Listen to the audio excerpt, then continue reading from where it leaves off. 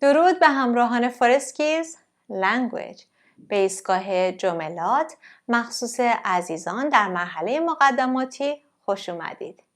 خواستم ازتون تشکر کنم در ابتدای امر قبل از اینکه وارد بحث اصلی درس بشیم. کامنت های شما رو خوندم، همش پر از مهر و محبت بود و پر از انرژی مثبت. سپاس فراوان از مهر همه شما عزیزان.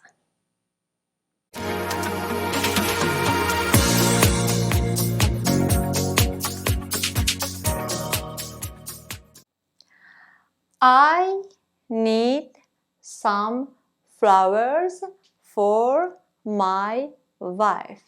I need some flowers for my wife.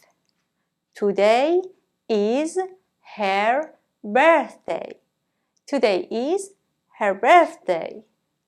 We have some fresh roses. We have some fresh roses.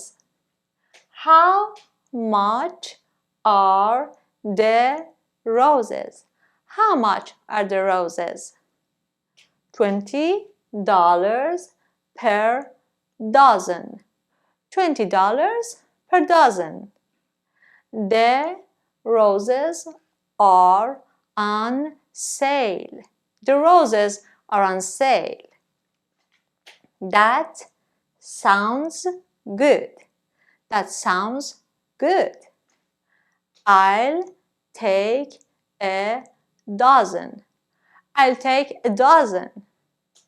I'm sure your wife will love them. I'm sure your wife will love them. کلمه flowers داریم به معنی گلها. ولی اگر گفتم flower یعنی گل. این اسی که اینجا قرار گرفته اس جمع هست. پس flowers جمع flower هست. کلمه wife به معنی زن، همسر، خانم. کلمه fresh جز اون کلماتی هستش که خب معانی زیادی داره. معنی تازه میده، معنی خنک میده، معنی سرد میده. کلمه تازه به جمله ما میخورد. roses گلهای روز. اگر گفتم روز یعنی گل روز. این اسی که اومده در حقیقت جمع، اس جمع هست.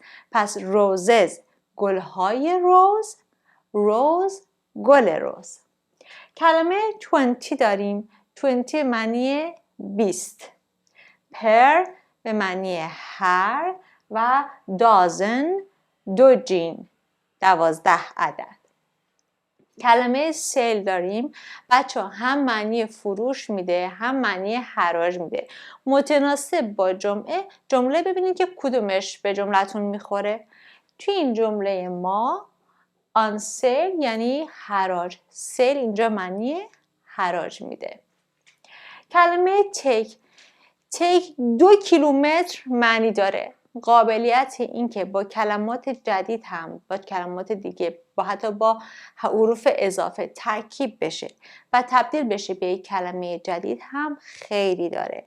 ولی کلمه‌ای که متناسب با جمله ما بود کلمه برداشتن هست. حالا که معنی کلمات رو میدونید ترجمه کردن جملات خیلی راحت تر میشه. مفهوم جمله ها واضح تر میشه. I'll need some flowers for my wife. میگه من چند تا گل برای خانومم نیاز دارم. Today is her birthday. امروز روز تولدشه. کلمه her ضمیر هست که برمیگرده به wife. در حقیقت ما دیگه توی جمله دوم کلمه wife رو تکرار نمی کنیم. از ضمیر استفاده می کنیم. بنابراین جمله زیباتر میشه. We have some fresh roses. میگه ما چند تا گل رز تازه داریم. How much are the roses? قیمتشون چنده این گلهای رز؟ $20 per dozen. هر دو جین $20. The roses are on sale. روزها در حراج هستن. کلمه ای که اینجا قبل از سیل آورده آن هست. on sale. یادتون نره. That sounds good. خوب به نظر میرسه. I'll take a dozen. میگه من 12 تاشو برمیدارم. I'm sure your wife will love them. من مطمئنم همسر شما اونها رو دوست خواهد داشت. این them که آنها هست برمیگرده به چی؟ برمیگرده به roses. امیدوارم که این ویدیو مورد توجه شما عزیزان قرار گرفته باشه. تمام این محاوراتی که من برای شما توی این ویدیوها تدارک میبینم پرکتیکال و کاربردی هستش. سعی کنید که حتما اینها رو چندین و چند بار ببینید، کلمات رو یاد بگیرید و توی محاورات روزمره ازش استفاده کنید. ممنون میشم اگر کانال For Skills Language رو سابسکرایب کنید، لایک بزنید و ویدیوها رو شیر کنید. دوستان گرامی، خواهش میکنم اگر حیوانی دیدید که در وضعیت بدی قرار داره لطف کنید به شهرداری خبر ندید.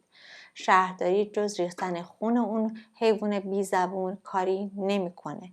ازتون خواهش میکنم به حامی‌ها و امدادگران شهر خودتون تماس بگیرید و از اونها درخواست کمک کنید و اگر میتونید خودتون اونها رو ببرید به کلینیک و ازشون مراقبت کنید. تا درودی دیگر، بدرود.